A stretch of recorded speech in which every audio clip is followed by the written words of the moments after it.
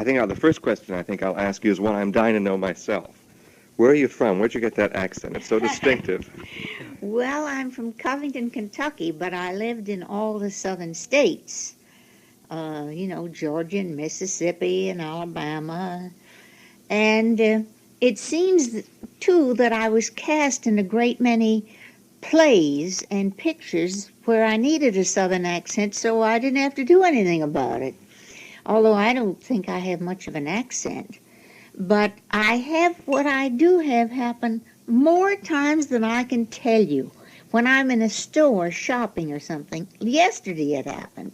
Some woman came around from around the corner and said, "I know that voice. I know that voice." Did she know the name? Yes. She couldn't think of it? She couldn't think of it, but she remembered that she had heard me. Yeah. And I don't think it's that much different, but apparently it must be because so many people have said the same thing. Very distinctive. And in fact, I'm very grateful to be remembered over all these years because I've been working over 44 years. And I haven't done very much the last year or two. And, of course, people see things on the late show, I suppose, and some TV. But it's awfully nice to be remembered. Well, you're very well remembered. Is Una Merkel your real name? It's pronounced Una. Is it? The soft Una. U. But was it the Miss O'Connor? Wasn't it Una? Hers O'Connor? was Una. But mine is Una. You can so pronounce I've been calling you Una for years. Well, I like the soft U better. Mm-hmm. Yes, that's my real name. I was named that because my grandmother named me. Everybody wanted to name me after her, which was Mary Elizabeth. But she used to live in New Orleans next to a little French girl named Una. And then when I was born, my mother couldn't have any more children, and it meant one. So they used that name. Well, now that's distinctive, too. I think that's one of the reasons you're remembered. Well, you don't see the name very often. I come across it in the book once in a while, and I feel like they're writing about me. Una O'Connor is the only other famous Una I've ever known. Mm-hmm. I don't know any others either. There's certainly been no one else like you in the movies. Oh, I guess there's been people like me in the movies, but not with that name. Were you on the stage first? Yes.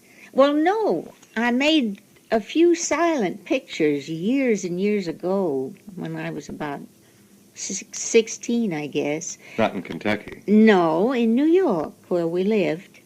And some of them were two-reelers. They were silent.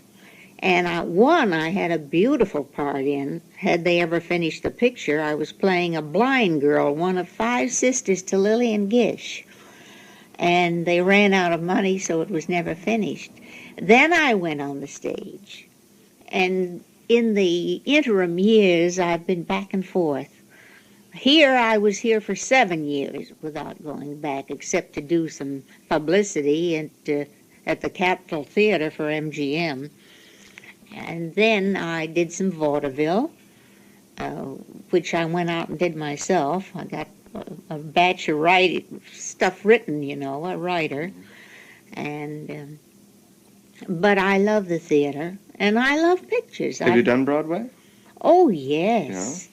Yes, I was in Coquette with Helen Hayes.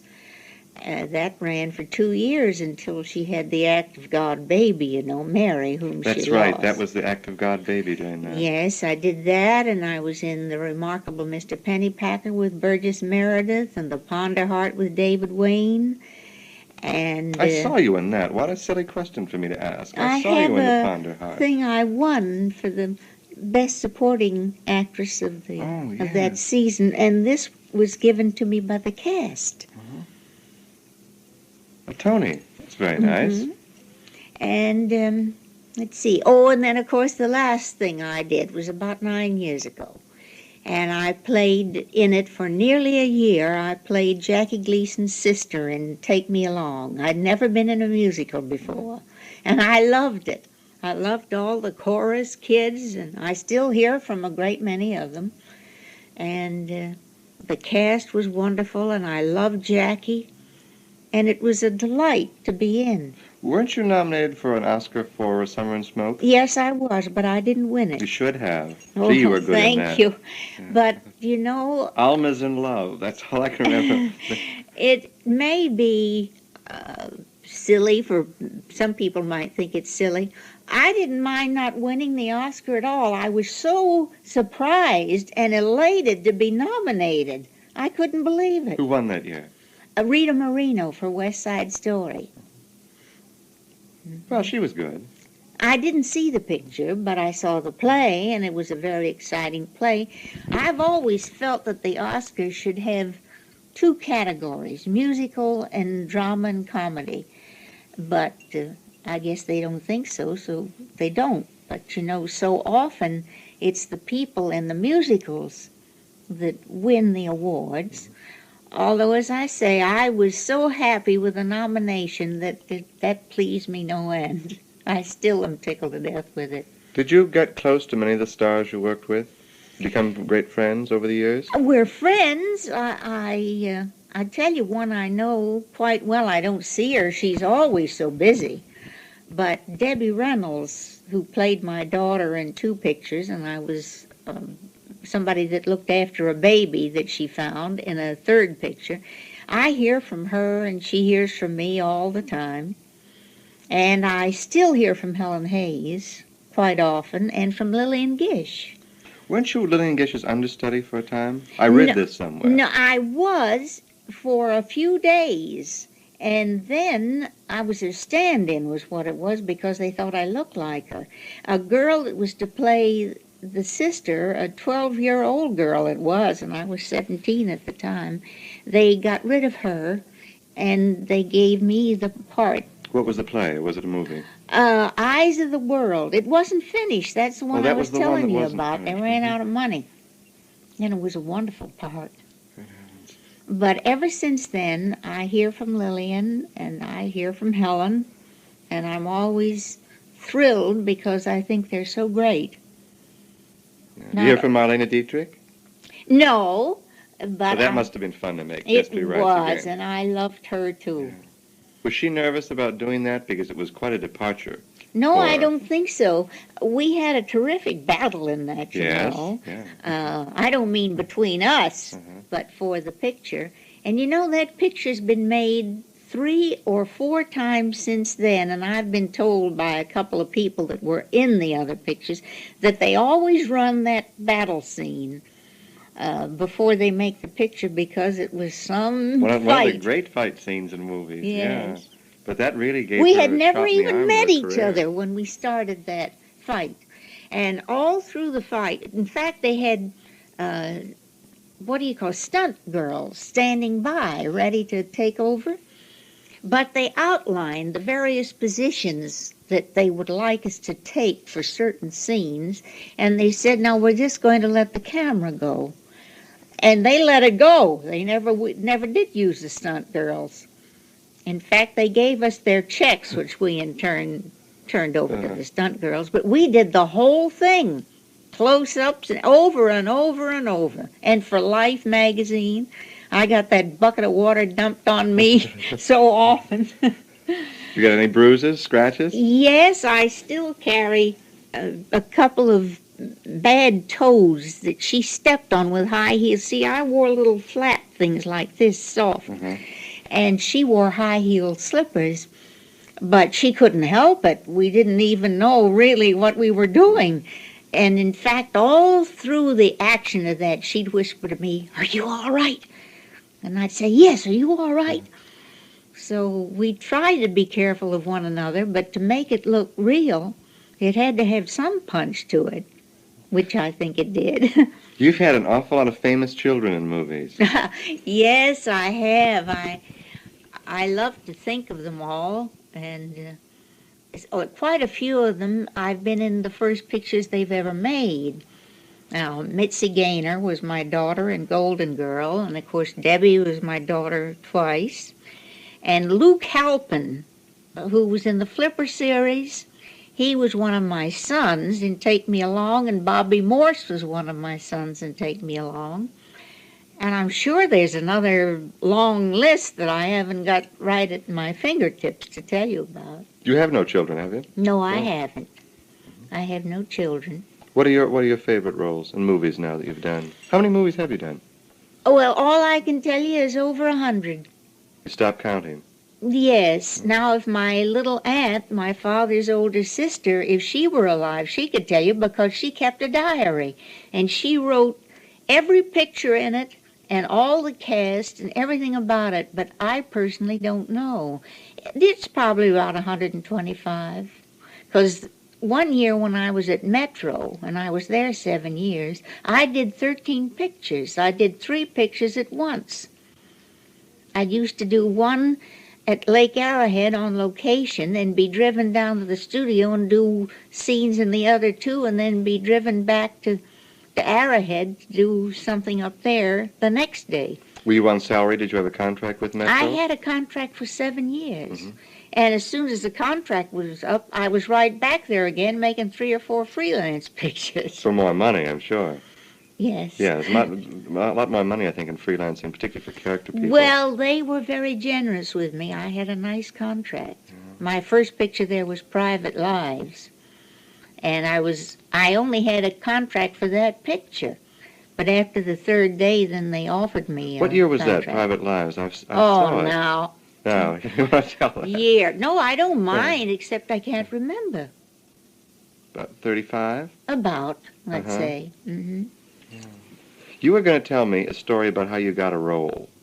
Oh, well, I decided that I wanted to get away from the dizzy dames, the telephone operator type of role that I'd been given so many times, and I love comedy, but I was getting older, and I wanted to branch out a little bit, if I could, and I found the opportunity in going to La Jolla and being on the stage down there.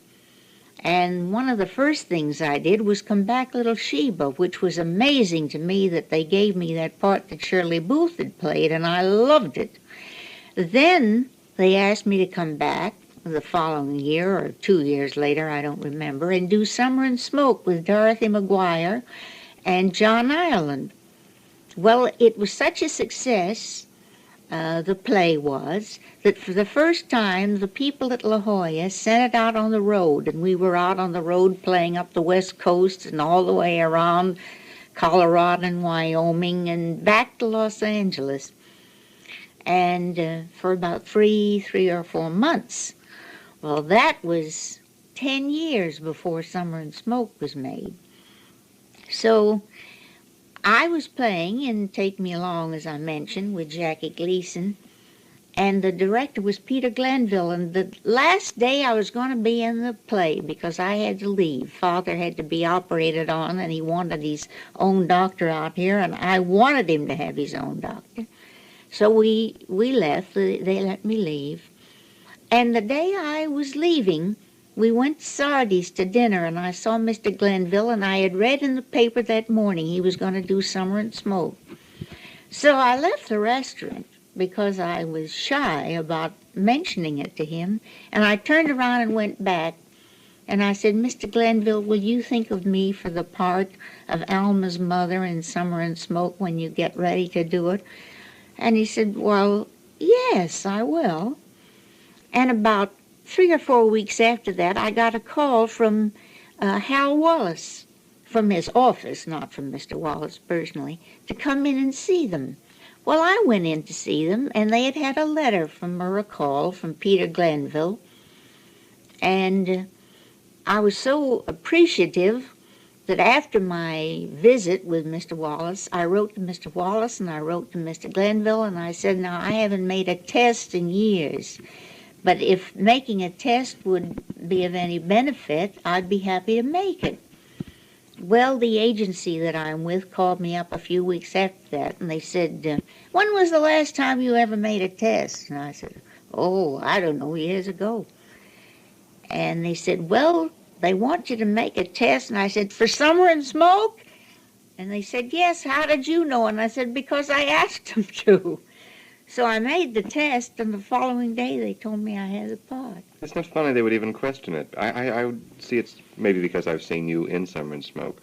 But I would think it would be very cool for you. Oh, Which it I was. loved it. It was. You were marvelous. It probably came out just like all of the dizzier parts, but No, I don't think so. you know, it was a very, how shall I say, the part was very ill-defined, both in the play and in the picture. You knew she was neurotic, but you never knew what had caused it, or how far off a rocker she was, except for stealing those hats. And but I had a marvelous director down at La Jolla named Jimmy Nielsen. He's done a lot of pictures since then, and he and I sat down and talked about the part. And he gave me a wonderful thing to base it on, so that I could put in little pieces of business and feel like I knew what had happened to this woman. Does it bother you that people think of Una O'Connor when a part of a dippy lady comes up, dizzy type role? They you get think awfully of who? sick. Of Una O'Connor. I'm sorry. Una. I was trying to say Una, and I said Una O'Connor. No, of Una Merkel. Oh no! As a matter of fact, I've had quite a few dramatic parts since then, especially in TV. And then there was a play that I was to have been in with Eva Gallion, and it had a marvelous part. I was playing an 86-year-old English woman, and this was before Take Me Along. And they had trouble with it. It was difficult to iron out all the little things that were wrong with it, but they finally did get it ironed out, and we were in Washington, and we were to go to Cleveland and then come into New York. And the last night we were in Washington, after the last performance, the theater burned down with all the scenery and the clothes, and it just ended it. But that play I loved. Well, now why don't we see you more often? Don't you like television? Well, I like television. I wouldn't want to do a series. I'm quite honest in saying that. I've offered to do 6 or 7 out of 13, but I don't want to do 13 because television is very difficult. And my father hadn't been too well. In fact, thank heavens, he's far better now than he has been in a long time. For instance, we went to Florida 3 years ago, and the day after we got there, I had to rush him to the hospital, and he was in the hospital for 4 months. He had about everything done to him, all the operations you can think of. Nobody but the doctor and myself thought he'd pull through. And it's taken him a long time to get over those operations. And fortunately, I don't have to work, so I've taken it rather easy. After all, when you've worked about 44 years, you feel like you have a little time coming to you on your own. You're not from a theatrical family, though, are you? No, nobody. No. My father should have been. Well, yes, he's very interesting gentleman. He can tell stories better than I ever could, jokes. What did he and your mother think about what you're going on the stage? I never got such wonderful help and cooperation. You know how some people say, well, my family was against it. Well, mine weren't. They loved the idea. And they were just as tickled and happy with everything I ever got as I was myself. That's marvelous. Yeah. What inspired you? Do you remember? Well, ever since I was a little girl. When I was about 6, we used to go up to a farmhouse where some cousins of my mother's were. And I would dress up and put on a show. And one night somebody laughed at me in the wrong place, and I said, there'll be no show tonight. But I always wanted to, but I never thought I could. In fact, even to this day, every part that I get surprises me. I'm always amazed that somebody's paying me for doing it, because I love it so, and I never expected to be able to do anything. I wasn't beautiful. I used to always think, well, at least I'll be on time. They won't have to wait for me. Are you always? Ahead of time. I sometimes opened the studio or the theater. I was the first one in the theater whenever we played. You didn't tell me, though, about your favorite pictures. Well, there's so many. I did about 6 with Jean Harlow, and I enjoyed every one because I loved Jean, and the parts were good. Then I did 2 versions of The Merry Widow, I did one, the last one was with Lana Turner and Fernando Lamas, and I had been in The Merry Widow 17 years before that With Jeanette with MacDonald? Jeanette MacDonald. Yeah, and Maurice Chevalier. Mm-hmm. And, gosh, I should have had a list ready for you because, as I say, I've done so many that I thoroughly enjoyed. Mm-hmm. Was it fun at Metro those 7 years? Yes, wonderful. That was the big lot in Hollywood That at that was time. the biggest, as far as I can understand. It may still be. I don't know. I think things are a lot different at every studio now. But those 7 years were quite wonderful, although I got awfully tired. What, working at the same studio? No, not that. They used to working farm so me out much. a lot. But 13 pictures in 1 year, which I did once, and that's too many pictures. I could never do it now. Never. What would you like to do? Something you've never done before? A play that you've never been offered, or a movie? I would like a part in a picture or a comedy or a dramatic part. If it was a good part, and I don't mean by that a big part. I feel that the English theater has the answer to performances, because sometimes even the biggest stars play smaller parts. It's the part, the essence of the part itself that counts. And I would like that, or I'd love to be back in the theater again if I could get back in something that I was suited for. Mm-hmm. What was Jean Harlow like? Wonderful. Generous and kind and rather shy, believe it or not. Yes, I don't think most people think of her as being shy. Well, she was. We used to sit on the set. I remember definitely one time where they had a set with 2 rocking chairs, and we were waiting for a setup. You know, it takes a long time to get the lights ready and everything. And she and I sat there for 2 hours and rocked back and forth and talked. And Debbie and I have done that, too. Was Garbo on the lot at that time? Yes. I never met her, but I saw her twice, and I nearly fainted because she's one of the greatest. And at one time, I was starting to go in the telephone booth to make a call, and she was coming along to go in the booth, and I said, "Oh, you go in, Miss Garbo. I just wanted to wait there and see her come out." Did she go? Yes, she did. She thanked me and went in, and I waited till she was finished, and I went in, but I never met her. Yeah, people didn't walk up and talk to her like you might probably to Joan Crawford or Clark Gable. I don't know, maybe the people that knew her did, the people on the set. You weren't told not to, in other words. What I mean, it wasn't understood that people shouldn't bother. No, it was something about her. You just didn't feel that you should have that freedom with her. She was a lonely woman, I think, and you felt it. Mm-hmm. I think she still is. Well, I think an awful lot of people out here are, don't you? Stars. Yes, I imagine so. Star's life isn't really what an awful lot of people think it Well, is. I don't know what it is to be a star. I never was a star. I never wanted to be one. I love character work. But the really big stars, I mean the ones you've known, Yes. they're rather lonely, don't you think? Yes, I think so. And although I think they're much more down to earth than they used to be years ago, I mean they are more free to have children and have a family life. Now I had a wonderful family life, and when I left the studio, that was it. I didn't get out much with anybody that I worked with. My family came next. Not came next, they came first. But I had to work hard, so I really didn't have a lot of leisure time. Yeah, I was last week, I think one night I was having dinner with a friend, and when he came to pick me up, he said, "Listen, if you like, we'll go by and have a drink with a friend of mine who I think you might like to meet." And I said, "All right." I didn't ask him who he was, but he lived in the neighborhood, which was Brentwood, and we drove over to Rockingham and went into a mansion, and a maid opened the door, and we were greeted by the wife of a star, because I could tell from her name, Mrs. So-and-so, who shall be nameless.